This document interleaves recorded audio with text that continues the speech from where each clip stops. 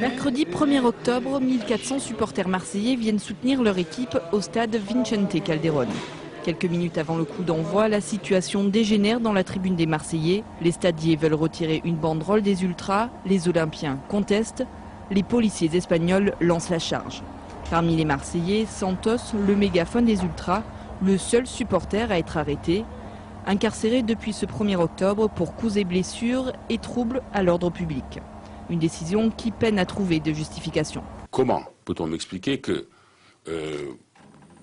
il n'y ait eu qu'un seul supporter de chez nous d'arrêté, donc un seul qui ait été identifié comme fauteur de troubles? Je redis les mêmes mots, c'était Tarzan, c'était Zorro, pour pouvoir mettre autant, je dirais, de désordre en étant tout seul. Si la police et la justice espagnole aujourd'hui s'en prendraient à un peu plus d'un seul de nos supporters, c'est-à-dire entre 4, 5, 6 jusqu'à 10 supporters. Là, je comprendrais qu'il y ait eu, à un moment donné, un gang marseillais face, je dirais, à la police espagnole. Mais là, on veut me faire croire qu'il n'y en a eu qu'une seule de personnes. C'est là où déjà la première question se pose.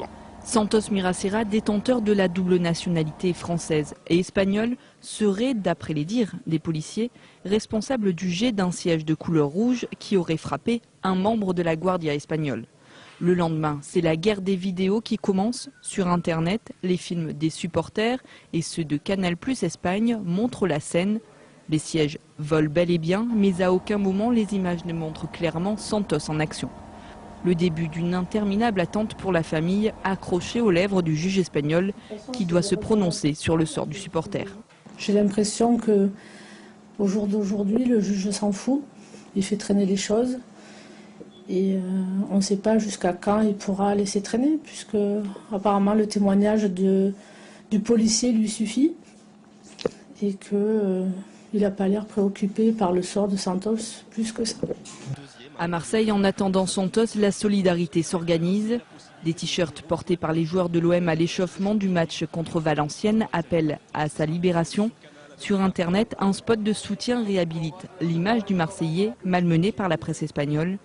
Au 23e jour de détention, sa famille a enfin obtenu un droit de visite. Tous espéraient ramener Santos chez lui. Aujourd'hui, cela fait 28 jours qu'il est incarcéré à la prison Soto del Real.